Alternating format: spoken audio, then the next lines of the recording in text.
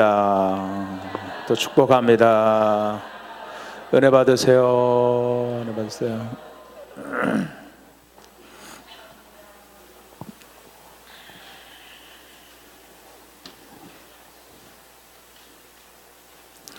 여호와의 구원이라는 이름을 가진 이사야. 이사야는 여호와의 구원이라 그런 뜻인데요.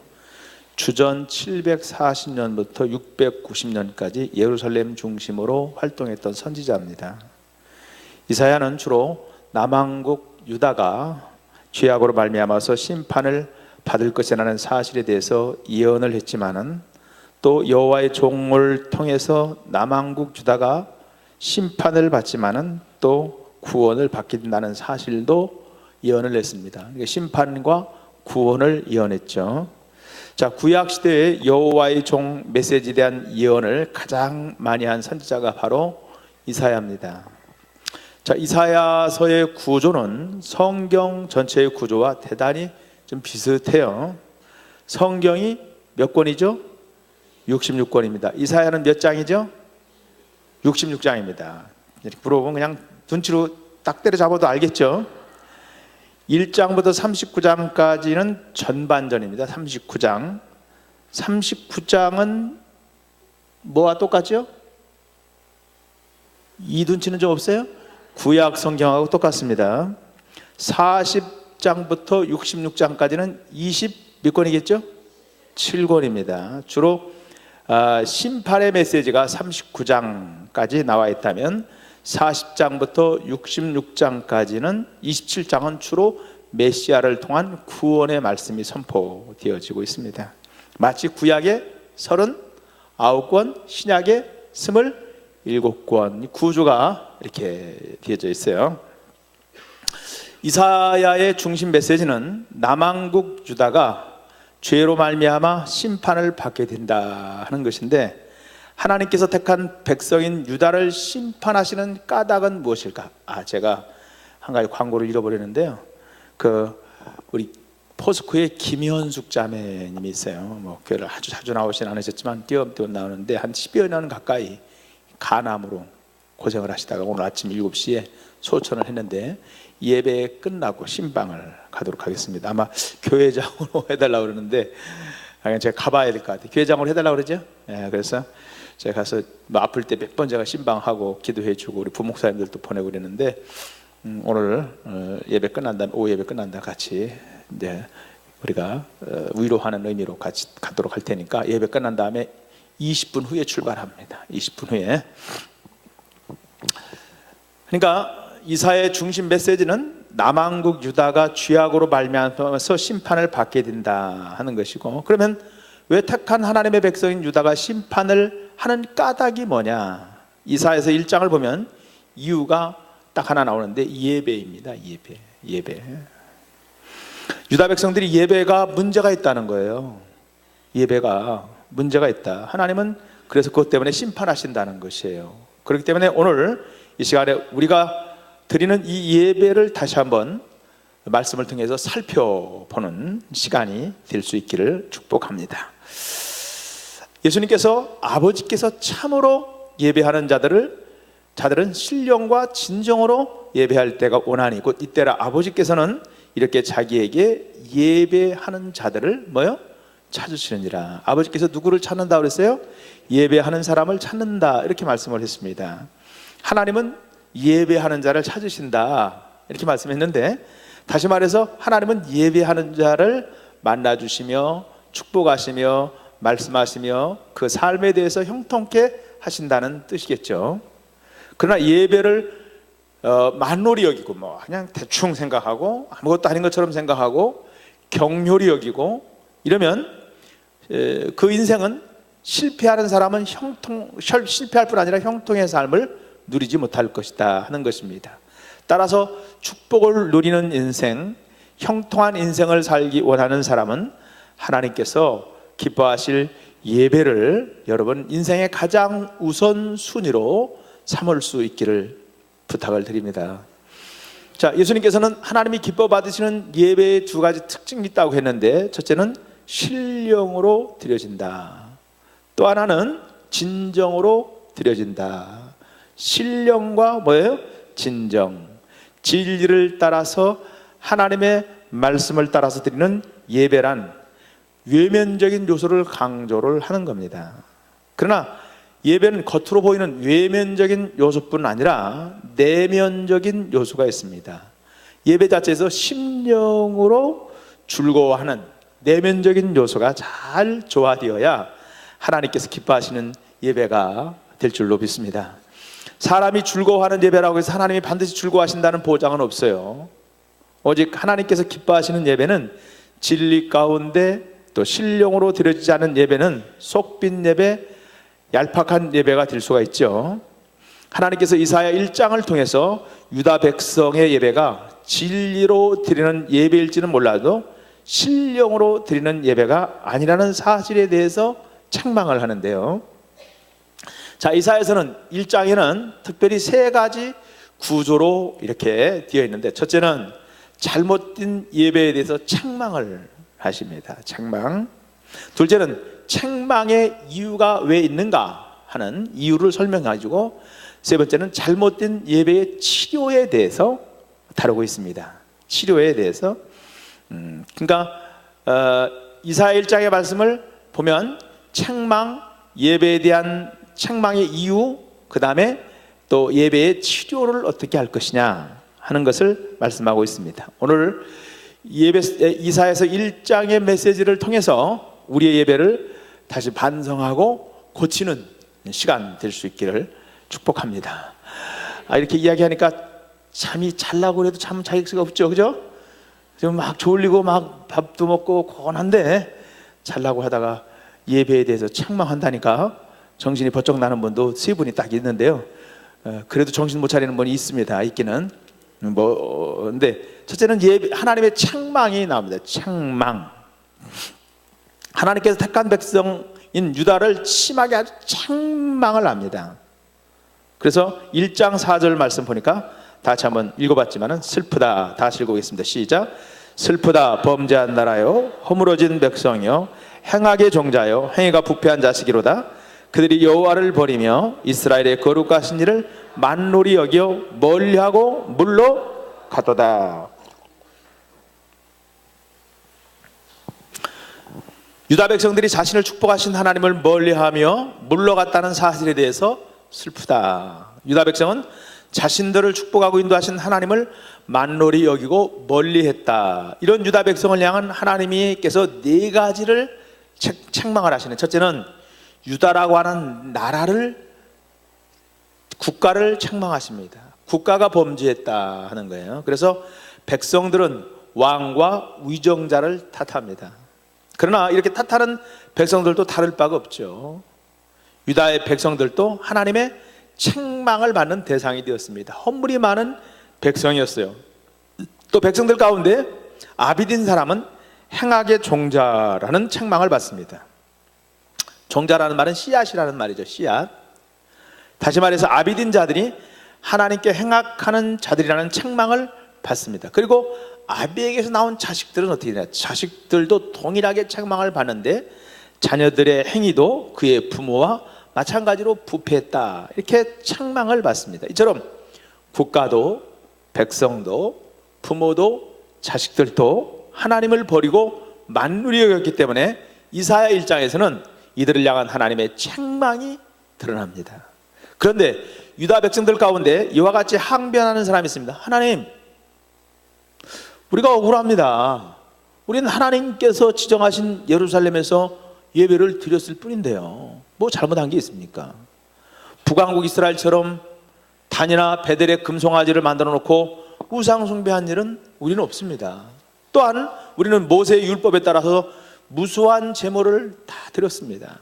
수양의 번제와 살찐 짐승을 드렸습니다. 병든 것을 가졌다든지 저는 것을 드린 적이 없습니다. 그리고 하나님께서 정하신 향을 가지고 분향했습니다. 뿐만 아니라 예배 시간을 어긴 적도 없어요. 어긴 적. 안식일 예배도 월상 예배도 꼬박꼬박 드렸습니다. 하나님께서 말씀하시고 정한 절기 다 지켜 행하고 대의도 행하고 성례도 행했습니다. 그런데 왜 우리를 심하게 이렇게 책망하시죠? 이사야 선지자는 우리에게 이렇게 심판의 예언을 하는데 이게 무슨 뜻입니까? 아마 여러분 가운데 혹시 그렇게 생각하는지 있는 사람이 많을 것 같지는 않은데, 하나님 저 억울합니다. 주일 예배 내가 한 번도 빠지지 않고 꼬박꼬박 드렸는데 왜 내 삶에 이렇게 자꾸 어려운 일이 옵니까? 예배 시간 5분 늦죠. 한 번도 없는데 딱 지켰는데요. 억울합니다.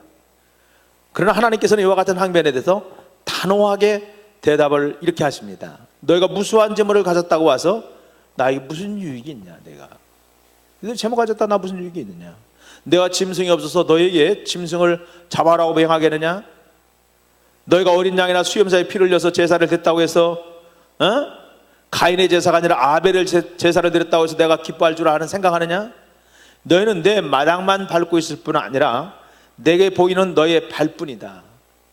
다시 말하면 너의 마음이 없다는 거야. 마음이. 너희가 월삭과 안식일과 대의로 보이는 것도 내게 도리어 무거운 짐이 될 뿐이다. 나는 너희가 모이는 것이 나는 견디기 어려울 정도로 힘이 들다. 하나님께서 유다 백성들의 예배를 단호하게 책망을 하십니다. 왜냐하면 그들의 예배는 지극히 형식적이기 때문에 그렇죠. 하나님의 앞에 거절당한 예배, 하나님이 기뻐하지 않은 예배가 바로 언약의 백성들의 여러분 비극을 경험하고 심판을 경험하는 원인이 되었다는 거예요. 예배는 이처럼 중요합니다. 그래서 예배에 와서 여러분 형통하기를 원하는 성들은 예배에 관한 마음 자세를 잘 다듬어야 돼요. 그 토요일 날은 좀 일찍 주무시고 주일 날은 최상의 컨디션으로 미리 와서 오늘 하나님 앞에 예배하고 하나님이 뭐라고 말씀하시는지 우리 신령한 마음과 진리로서 하나님께 영광을 돌리는 그런 자세를 가질 때 여러분 영이 잘 되고 범사가 잘 되고 강건한 축복을 누리게 될 줄로 믿습니다. 이게 하나님이 책망이에요. 그래서 예배를 준비를 잘해. 마음가짐 기쁨으로. 오늘 주일인데 왜 이렇게 주일이 다가오는 게 빨라, 뭐 이런 식으로 한다든지, 아주 그냥 억지 춘향이로 이렇게 한다든지, 그게 아니라 예배에 대한 갈망과 그 주님을 만나기로 생각하고 하나님 말씀을 마음에 준비를 할 때 그 예배를 하나님이 기쁘게 받으시는 줄로 믿습니다. 하나님은 왜 유다 백성의 예배를 이처럼 책망할까? 책망의 이유를 발견하기 전에 먼저 우리는 책망의 이유가 아닌 것을 생각해 봐야 되는데, 하나님께서 유다 백성들의 예배를 게을리 드렸다고 책망한 건 아니에요. 유다 백성들이 예배 열심을 가지고 있었습니다. 또 하나님께서 유다 백성들의 예배 형식이 잘못되었다고 책망한 것은 아닙니다. 유다 백성들이 하나님이 지정하신 장소에서 모세가 정해준 율례와 규율과 질서를 따라 예배를 드리지 않았다고 책망한 것은 아닙니다. 유다 백성은 아론의 두 아들 나답과 아비후처럼 다른 불로 분향하지 않았고 병든 짐승이나 흠없는 제물을 드리지 않았습니다. 유다 백성들은 성경을 잘 알았기 때문에 성경 지식이 모자라서 예배를 잘못 드리는 경우는 없어요. 열심으로 진리를 따라 진정으로 예배를 드렸습니다. 그런데 왜 하나님께서 그들의 예배를 거부하고 심판했을까? 오늘 본문에는 하나님께서 유다 백성을 책망한 이유가 명확하게 기록이 되어 있는데, 첫째는 그들의 예배가 마당만 밟는 예배다 하는 것이에요. 12절의 말씀을 한번 또 같이 읽어봅시다. 본문에 읽지 않았지만 12절의 말씀을 한번 읽어봅시다. 12절 다 같이 읽어보십시다. 시작.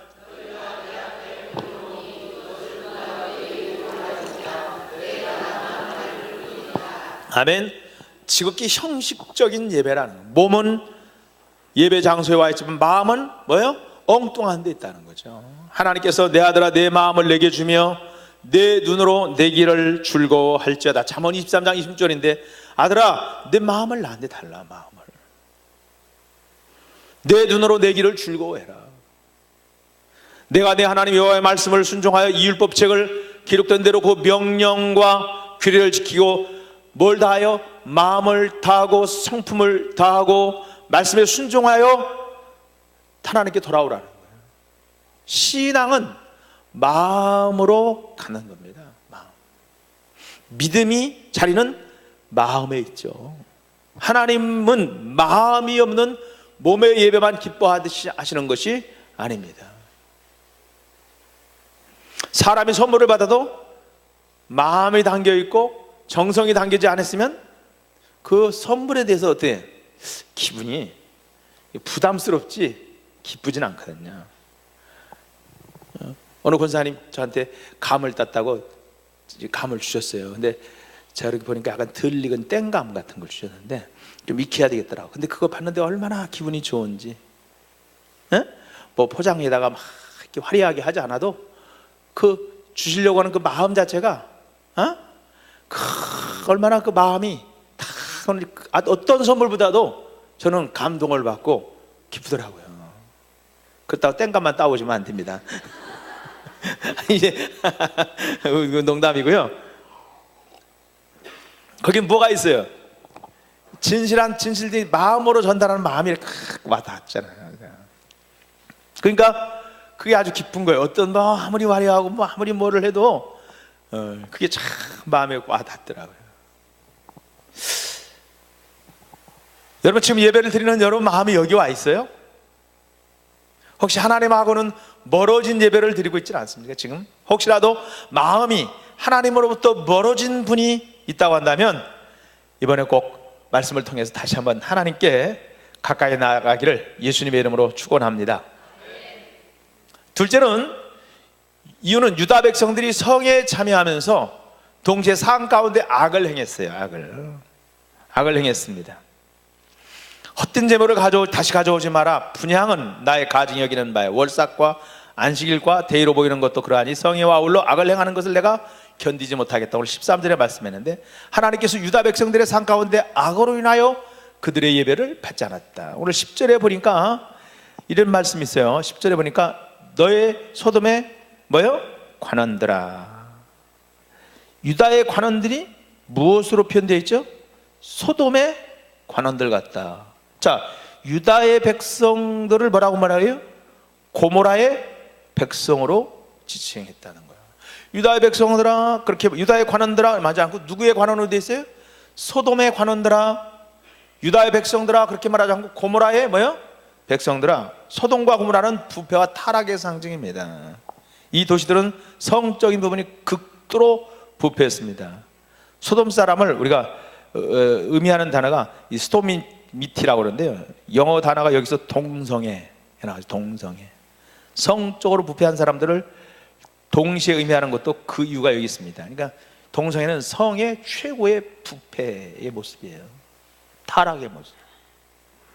유다 백성들이 삶이 대단히 약했습니다. 그래서 하나님이 그들이 예배를 안 받으시는 이유가 여기에 있다는 것을 이야기하고 있습니다. 하나님께서 유다 백성들의 예배를 받지 않으신 이유가 그들의 삶이 정결하지 못했다는 거죠. 셋째는 그들의 손에 피가 가득했습니다. 피가. 15절의 말씀 볼까요? 15절의 말씀 다 같이 읽어봅시다. 시작. 너희가 손을 펼 때에 내가 내 눈을 너희에게서 가리고 너희가 많이 기도할지라도 내가 듣지 아니하리니 이는 너희의 손에 피가 가득하니라. 뭐가 가득하다고 그랬어요? 피가. 유다 백성이 손을 들었습니다. 하나님 나에게 복을 주시옵소서. 물론 하나님 유다 백성들의 기도를 들으시고 복을 주기 위해서 준비했습니다. 그런데 복을 주려고 하다 보니까 그들의 손에 뭐가 묻었어요? 피가 묻어서 더러워져 있습니다. 그래서 하나님은 복을 주려고 하다가 거두시고 그들의 손에 묻은 피를 먼저 닦고 올 것을 말씀합니다. 아이들이 밖에서 흙으로 장난을 치며 놀다가 배가 고프면 집으로 돌아옵니다. 집에 돌아오자마자 뭐 해야 돼요? 흙 묻은 손을 씻어서 거기 호빵을 주든지 밥을 주든지 간식을 주든지 뭐 고구마를 주든지 줄 거 아니겠어요? 어? 아마 손이 막 더럽고 막 때국물이 막 손에 다투기는데 그 손에다가 맛있는 뭐를 얹혀줄 수는 없죠. 어? 너 가서 먼저 손 씻고 와. 깨끗하게 닦고 와. 그때 안 씻으면 간식 안 줘. 하나님께 예배를 드리며 기도하는 유다 백성들도 동일하게 말씀해. 내 손에 묻어있는 더러운 피를 먼저 씻어라. 이처럼 유다 백성은 예배를 드리지 않았거나 형식이 잘못된 예배는 아니었어요. 그들의 심령과 삶에 문제가 있었기 때문에 하나님께서 유다 백성들에게 그걸 고치라는 거예요. 하나님께서 예배요 삶이 살아있는 태도를 가지고 와서 예배를 드려야지. 그것과 관계없이 이 자리에만 지켰다고 해서 그 예배를 하나님 받으시는 것은 아닙니다. 오늘 우리가 말씀을 듣고 우리의 삶의 현장에서 또 말씀을 지켜야 되는 현장에서 내가 말씀대로 살려는 몸부림이 있어야 되지 않겠어요? 말씀대로 순종해 보려는 몸부림이 있어야 되지 않겠어요? 우리의 연약함에도 불구하고 하나님, 부부싸움에서도 아이고 하나님은 해가 질 때까지 분을 품지 말라고 그러는데 제가 이해되지 않고 속상하지만 주여 저에게 사랑의 힘을 주세요. 저에게 이해할 수 없지만 이해하는 마음도 주세요. 용납하고 용서하는 기도를 하고 그 말씀대로 살아보려는 의지와 결단이 있어야 되잖아요. 어떤 상황이 벌어졌을 때 말씀과는 전혀 상관없이 내 의와 내 분노와 내 기분과 내 감정에 몰입돼 가지고 그 속에 하나님의 말씀으로 지켜지려는 그런 순종의 모습이 없다면 무슨 예배의 의미가 무슨 의미가 있겠어요? 말씀을 들었다는 것이 무슨 의미가 있겠어요? 아무리 어려운 상황, 어떤 상황일지라도 우리는 뭐를 붙들을 수 있어야 돼요? 내 속상한 마음, 내 감정, 내 이기적인 생각, 나의 분노, 나의 어떤 그런 것이 아니라 그런 가운데도 뭘 붙들어야 돼요? 하나님의 말씀을 붙들면서 내 이것을 이겨내려는 몸부림을 치면서 성령님 도와달라고 기도할 때 그 말씀이 여러분 삶 가운데 실현되고 그런 삶을 살아온 흔적을 가져온 여러분을 하나님은 그 예배를 받으시고 여러분을 복을 주실 줄로 믿습니다. 내 마음대로 살고 내 기분대로 살고 내 형편대로 살고 내 마음대로 살아서 그러다가 그냥 예배 시간 주일 한번 지키는 것을 하나님이 기뻐하실까요? 오늘 다시 한번 하나님이 기뻐하는 예배, 말씀대로 순종하고 말씀과 씨름하며 말씀을 내 삶의 현장에서, 내 가정에서, 내 직장에서, 어떤 관계 속에서 그 말씀을 그대로 실천해 내려는 그런 주님을 의지하는 그런 심령을 가지고 주님 앞에 나오는 우리 모두가 되기를 주님의 이름으로 간절히 축원합니다. 세 번째는 하나님께서는 유다 백성들에게 치료의 명령을 내리십니다. 16절의 말씀 보겠습니다. 16절의 말씀, 너희는 다 같이 읽어보겠습니다. 시작. 너희는 스스로 씻으며 스스로 깨끗하게 하여 내 목전에서 너희 악을 행한 행실을 버리며 행악을 그치라. 하나님의 명령은 분명합니다. 악업을 버리며 악행을 버리라. 그러나 하나님의 명령 거기서 그치지 않습니다. 소극적인 면에서는 악을 행하지 않도록 명령하시지만 적극적인 명령에서는 하나님 말씀이 그렇죠. 17절의 말씀 똑같이 선행을 배우며 다 같이 읽읍시다. 시작.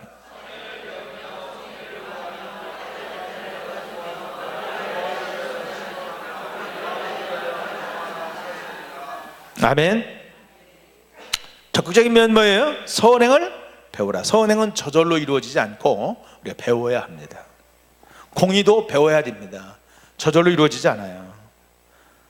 도움을 주며 악을 버리는 것은 충분하지 않고 의를 행하며 거룩하고 성화된 삶을 하나님은 성도들에게 요구합니다. 성화된 삶이 뒷받침되지 않는 예배는 기쁨이 드는 게 아니라 하나님이 기뻐하지 않는 부담이 되는 예배가 된다는 사실을 이사야 1장이 증거하고 있습니다. 여러분 생각해보세요. 주중에 도적질하고 뇌물 받고 그리고 나쁜 짓 하고 거짓하고 남을 괴롭히고 악한 짓을 하다가 주일 예배 한 번 참석했다고 해서 하나님 기뻐하지는 건 아니잖아요. 주중에 술 취하고 간음하고 도둑질하고 악한 짓 하다가 예배 1시간 참석했다고 하나님이 그 예배자를 축복하실 수는 없잖아요. 강남의 어떤 대형교회 한 유명한 술집이 마담이 출석을 했대요. 큰 술집인데 마담이 출석했는데 어려서부터 술집에서 잔뼈가 굵어서 자기가 할 수 있는 일이라는 것은 마담밖에 없어요. 그래서 생각을 했는데 예수 믿자, 내가 마담도 한 게 술집에서 오는 게 너무 큰 죄다 이렇게 깨달았는데 회개하고 예수 믿은 다음에 예배 열심히 참석하고 성경보 열심히 참석했어요. 근데 어느 날 성경보를 가르치는 목사님이 이게 자기 고민을 털어놨어요. 내용인즉 내가 예수 믿고 구원받고 은혜 받은 게 너무 감사하고 기쁜데 자기 가게 단골 손님으로 오는 손님 가운데 교인들이 있다는 거예요. 교인들이 그거 어떻게 해야 될지 모르겠다. 이건 아니잖아요. 오늘 악한 것을 버리고 선한 것을 쫓는 것을 하나님이 기뻐하시는 줄로 믿습니다. 물론 사람에게는 악을 끊을 능력이 없습니다. 뭐 악을 끊고 선을 행할 수 있는 능력이 있다면 그거는 여러분 자연 종교를 신봉하는 사람이죠. 불교나 자연 종교는 인간의 능력을 믿기 때문에 인간 스스로 악업을 그치고 또 의를 행한다고 주장합니다. 여기서 너희는 스스로 씻으며 스스로 깨끗하게 하라, 그런 말을 내 힘으로 되는 게 아니라 누구의 힘으로 돼? 내 힘으로는 안 돼요. 더욱 주님을 의지하고 주님의 도우심을 의지하고 성령님을 의지할 때 성령님이 우리에게 힘을 주시는 줄로 믿습니다. 남편에게 핀잔 주는 아내가 있었어요. 그녀는 남편이 무슨 얘기를 하거나 행동을 하면 당신 뭘 알아?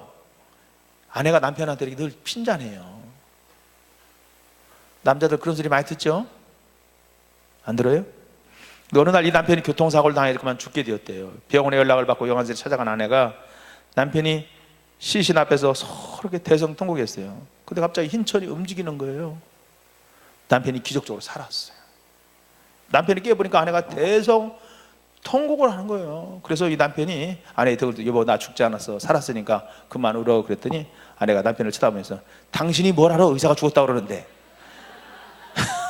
그렇대요. 얼마나 평생 그렇게 말했던지. 시체는 스스로 살아날 능력이 없어요.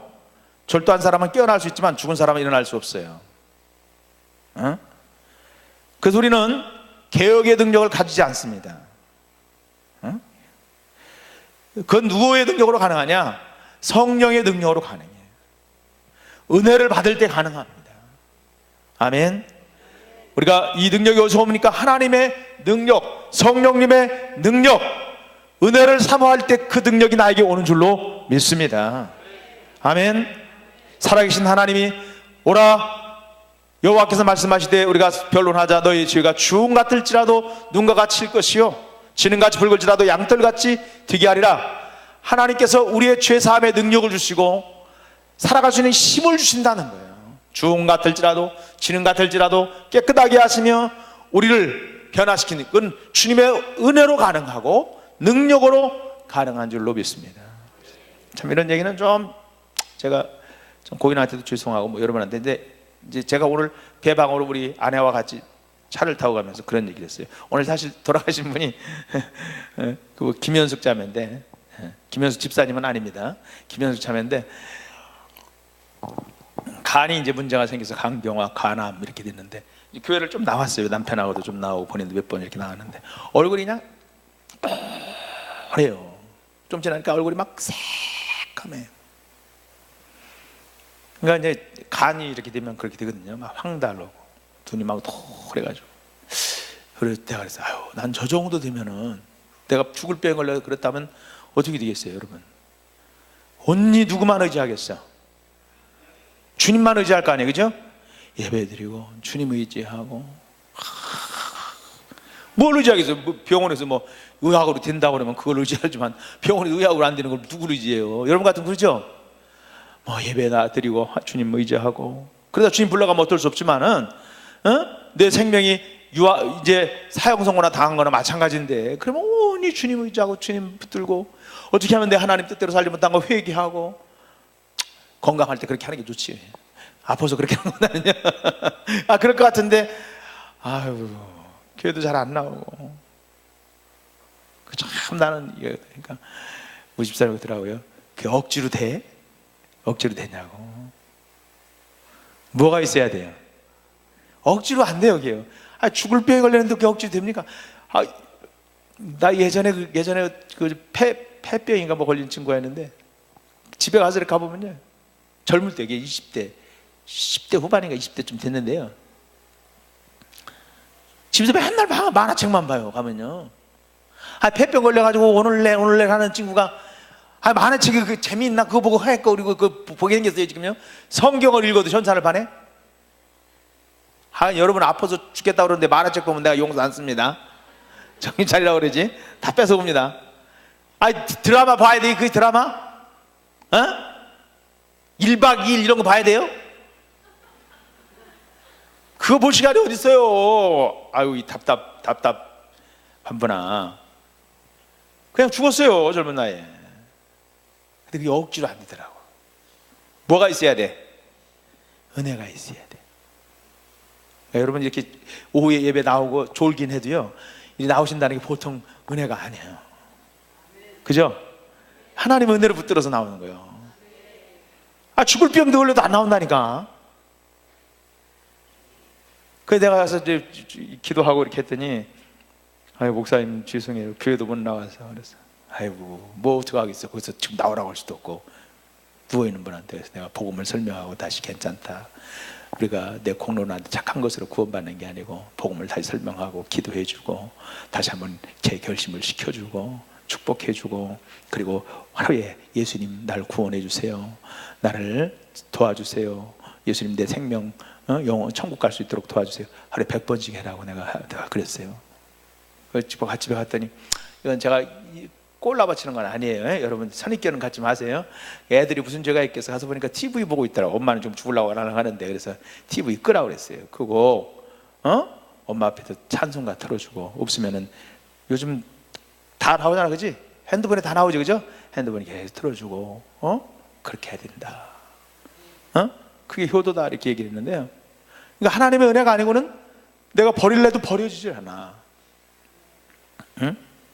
살아계신 하나님 우리를 초대합니다.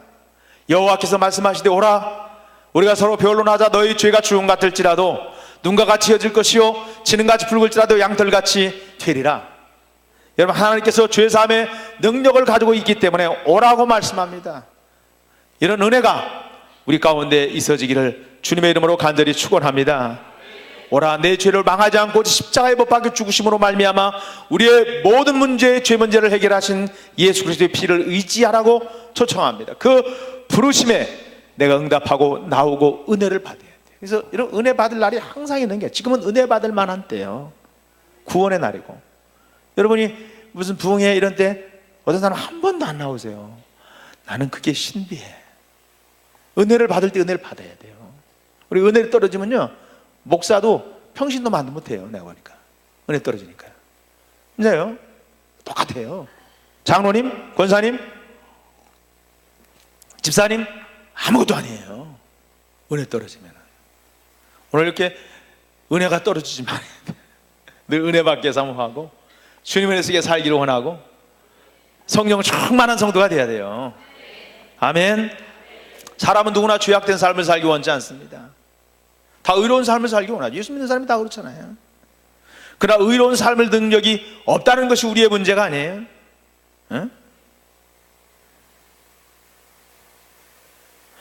예전에는 그 제가 전두환 대통령, 노태우 대통령 이때, 또 그전에는 뭐 박정희 대통령은 전 어려서 잘 모르는데요, 그때 데모를 많이 했어요. 그래서 제가 대학원 다닐 때는요, 정문에서 데모해가지고 수업이 들어가야 했는데 앞에서 막 데모를 하도 많이 해가지고 들어갈 수가 없어서 담 넘어 들어가가지고 대학원 건물 가서 수업 받고 이렇게 했는데요. 근데 내가 보니까 막 끌려가 맞고, 막 심지어는 어떤 사람은 휘발유 뿌리고 민주화래 떨어져 죽었어요. 왜 죽었나 모르겠어요, 걔는. 그랬는데 지금 와서 보니까 그렇게 하던 친구들이 다 또 기성세대가 돼가지고 의롭게 사는 게 아니라 뭐 옛날에 38, 60대 뭐 민주화, 뭐 의롭게 살자 뭐 하던 친구들이 지금 가다 보니까 결국 자기가 의인이야 아니야, 기성세대보다, 옛날 기성세대보다 더하면 더했지 덜 하질 않아. 지금 보니까 인간에게는 스스로 자기를 변화시킬 수 있는 능력도 없고, 개혁한다고 할지라도 흉내만 내는 것이지 능력 없어요. 우리는 하나님께 나와서 예수 그리스도의 피로 의지하는 사람, 은혜 받은 사람, 성령의 능력을 받은 사람이 하나님의 용서를 체험하고 성령의 능력을 힘입어서 의로운 삶, 하나님의 뜻대로 사는 삶을 살 수 있는 힘이 생길 줄로 믿습니다. 오늘 하나님께서는 이처럼 내적으로 죄사함을 받으며 또 의로운 삶을 사는 사람에게 드리는 예배를 하나님이 기뻐하시고 축복합니다. 하나님께 나오십시오. 내 심령의 변화를 일어나고 삶의 계획이 일어날 때 우리가 신령과 진정으로 하나님 앞에 예배하는 사람이 될 수 있을 것입니다. 하나님이 받으시는 예배를 드리는 사람인 여러분, 축복과 형통의 복을 누릴 수가 있습니다. 예배를 만놀이 여기지 마십시오. 너희가 즐겨 순종하면 땅의 아름다운 소산을 먹을 것이요. 오늘 19절에 말씀을 했는데, 예배 드리는 한 시간이라도 여러분 참 중요하다고 생각하고 우리의 삶이 하나님 기뻐하는 거룩한 삶, 복된 삶을 통해서 여러분 아름다운 소산을 누리는 우리 예전께 사랑하는 모든 성도들이 되기를 예수님의 이름으로 축복합니다. 은혜를 사모하는 우리 모두가 되기를 축복합니다. 할렐루야. 우리 찬송가 360장 찬송합니다. 360장